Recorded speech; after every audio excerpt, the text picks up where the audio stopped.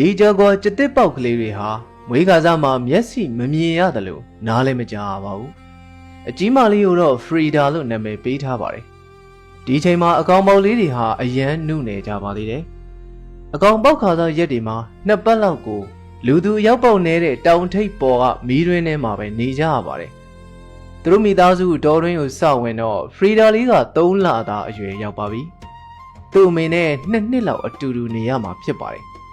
ကျွမ်းကျင်တဲ့အမဲလိုက်မုတ်ဆိုးဖြစ်ဖို့သူ့မေစီကနေလေ့လာရမယ့်အရာတွေအများကြီးရှိနေပါတယ်အခုတော့အကောင်ပူကြီးတဲ့တခြားကျက်တစ်တွေစီကအန်ဒီရရှိနေနေတာကြောင့်သူ့မေရဲ့ကာကွယ်မှုအောက်မှာနေမှဖြစ်ပါမယ်တဖြည်းဖြည်းနဲ့6လသားအရွယ်ရောက်လာခဲ့ပါပြီသူတို့မိသားစုဟာဒူနာခရိုင်ဆက်ကတောအုပ်ထဲမှာနေကြပါတယ်တနေ့ပြီးတနေ့ Frida ဟာသူနေတဲ့တောအုပ်အကြောင်းပိုသိလာပါတယ်ကြည်စရာရှုခင်းအသစ်တွေအနက်ခံကြည့်စရာအနက်အသစ်တွေတခါမှမတွေ့ဘူးသေးတဲ့တက်ရှိအသစ်တွေတွေ့ရတာကြောင့်သူ့အတွက်အယမ်းစိတ်လှုပ်ရှားဖို့ကောင်းနေပါတယ်ဒါပေမဲ့သူပထမဆုံးသင်ယူရမယ့်ကျက်တစ်တကောင်အတွက်သင်ခန်းစာကတော့လုံးဝကိုစိတ်လှုပ်ရှားဖို့မကောင်းပါဘူးသူ့အမေအစာရှာထွက်ချိန်မှာလုံလုံချုံချုံနဲ့သူများမမြင်အောင်ပုံနေရတာဖြစ်ပါတယ်သူ့အမေမှာလှုပ်ရှားတွေအများကြီးရှိနေပါတယ်ဂျော်ကွာကျက်တစ်မတွေဟာကလေးတွေကိုတကောင်နဲ့စောင့်ရှောက်ကြပါတယ်အခုတော့မနက်စာရှာဖို့အချိန်ကြာပါပြီဒါပေမဲ့ကျက်တစ်အမေကြီးဟာမနက်စာမစားလိုက်ရပါဘူးအမေကြီးမစားလိုက်ရပေမဲ့သူသမီးလေး Frida ကတော့သူစားမယ်မနက်စာကိုကျင်းသေးပေါက်စားရမှာပါသူ့အမေရဲ့နှုတ်ရည်ကပေါ်ပေါ်များများနဲ့အာဟာရပြည့်တာကြောင့် Frida ကတော့နှုတ်တစ်ခါတောက်ပြီးရင်ရက်နှဲငယ်နေနိုင်ပါတယ်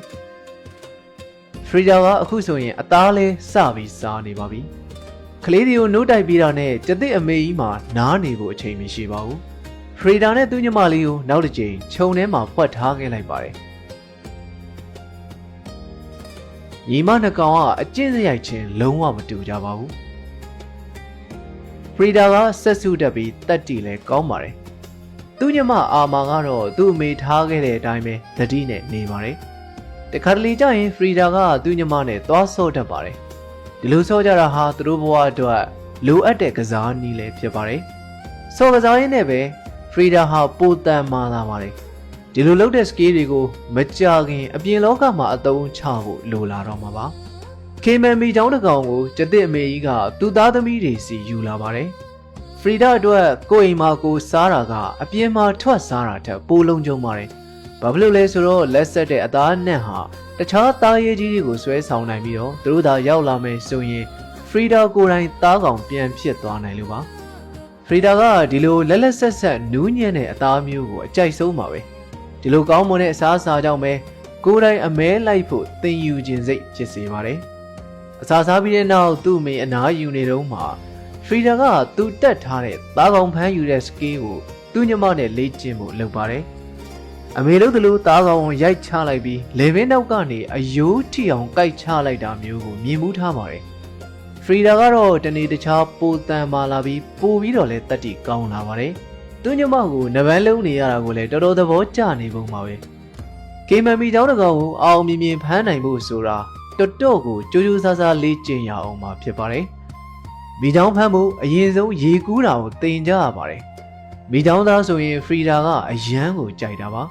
ဒါပေမဲ့အာမာကတော့သင်ကျင်ပုံမရပါဘူးအာမာကြောင့်ပဲရေကူးသင်ရတာဟာတော်တော်အချိန်ယူရအောင်ပဲပုံပါပဲနေ့လယ်ပိုင်းအချိန်ကတော့တော်တော်လေးကိုပူပြင်းနေပါသေးတယ်သူတို့အားလုံးအမောဖြေနေကြပါတယ်သူတို့အမေကြီးကတနေ့လုံးထိုင်မနေနိုင်ပါဘူးသူမှဗိုက်စာနေတဲ့ဗဇက်နှစ်ပေါက်ကိုကျွေးဖို့တာဝန်ရှိနေပါသေးတယ်ဖရီဒါတို့ညီမနှစ်ကောင်ဟာသူ့အမေပြန်လာတာကိုနောက်တစ်ကြိမ်ထိုင်ဆောင်ရပါဦးမယ်ဒါပေမဲ့သူတို့အမေဟာနိုင်နဲ့ချီကြတဲ့အထိပြန်လာခြင်းမှလာဦးမှာပါအမေကြီးမရှိတဲ့အချိန်မှာသူတို့နှစ်ကောင်အတူတူနေဖို့လည်းသင့်ပါတယ်ပုံမှန်ဆိုရင်တော့အာမာကဘဲမှသွားလိမ့်မရှိပေမဲ့ဒီနေ့တော့ပထမဆုံးခွဲထွက်သွားတာကအာမာဖြစ်ပါတယ်သူတကောင်နဲ့တောထဲကိုဝင်သွားပါတယ်ဖရီဒါကတော့နောက်ကနေအမြန်လိုက်သွားပါတယ်အမေနဲ့တူရှောက်သွားတာဟာသူတို့အတွက်ယုံကြည်မှုပိုရှိစေပါတယ်သိမကြခင်ချိန်တွင်းမှာပဲသူတို့အမေကသူတို့ကိုအကောင်သေးသေးသားကောင်တကောင်ကိုလိုက်ခိုင်းတော့မှာဖြစ်ပါတယ်ဒါကြောင့်လေသူတို့ရဲ့ကိုယ်တိုင်သိတဲ့အသည့်အရာသူတို့လုံနိုင်စွမ်းကိုစမ်းသပ်ဖို့ရှောက်သွားကြည့်ကြတာပါဖ ဖရီဒါကတော့သူ့အမေစီကနေတားကောင်ရှာရင်နားဆွင့်နားထောင်ဖို့နဲ့အနက်ခံကြည့်ဖို့သင်ယူထားပါတယ်။အနက်ခံနေနဲ့သူ့နှာခေါင်းကအနက်တစ်ခုရလိုက်ပါတယ်။သူ့အတွက်နည်းနည်းလိုက်ချောင်းကြည့်ဖို့အခွင့်အရေးကောင်းတစ်ခုပါပဲ။အာမာကတော့ဖရီဒါနဲ့မတူတဲ့အနက်တစ်ခုနောက်ကိုလိုက်နေပါတယ်။ဘာကောင်ကြီးလဲတော့သူတည်တည်ချာချာမသိပါဘူး။သူအဓိကသိချင်တာကဒီကောင်ကြီးကစားလို့ကောင်းမလားဆိုတာပါပဲ။ဒီပရွက်စိတ်စားကောင်ကြီးကတော့အစာရှာထွက်နေတာပါ။သူ့ရဲ့ထူးဆန်းတဲ့ခန္ဓာကိုယ်ပုံစံကပရွက်စိတ်နဲ့ခြာရီစားဖို့အတွက်ကွက်တိကျတဲ့ပုံစံဖြစ်နေပါတယ်။သူနှာခေါင်းရှည်ကြီးကအပေါက်သေးသေးလေးတွေကိုဝင်လို့ရပါတယ်။ပြီးတော့သူ့ရှာကလည်း60စင်တီမီတာလောက်ကိုရောက်အောင်ထုတ်နိုင်ပါတယ်။အနက်ခံအာယုံကလည်းဆရာတဆူပါပဲ။သားကောင်တွေအပြင်သူ့အတွက်အန်ဒီရရှိတဲ့သားရဲတွေရဲ့အနံ့ကိုပါခံနိုင်ပါတယ်။ခဏနေတော့ဖရီဒါလည်းရောက်လာပြီးဒီကောင်ကြီးကိုရှေ့နေနဲ့တိုးကြည့်ပါတယ်။ပရွက်စိတ်စားကောင်ကြီးကသူတို့အနံ့ကိုရသွားပါပြီ။ဒါပေမဲ့ထွက်မပြေးပဲရက်မြဲရက်နေပါတယ်။အရွယ်ရောက်ပြီးသားဂျာဂွာကျတစ်တကောင်ဆိုရင်တော့သူပြေးမှာပါ။ဒါပေမဲ့ကျတစ်အကောင်ပေါင်း2ကောင်ကိုတော့သူမှုပုံမရပါဘူး။ဖရီဒါကရှေ့ကိုတပြေးပြေးတိုးကပ်လာပါတယ်။ဒါပေမဲ့ပရွက်စိတ်စားကောင်ကြီးကသူတို့ထက်တောင်နည်းနည်းကြီးနေပြီးပြန်ချောက်လှုပ်လိုက်တာကြောင့်ညီမ2ကောင်မှုန်နေအောင်ထွက်ပြေးနေရပါပြီ။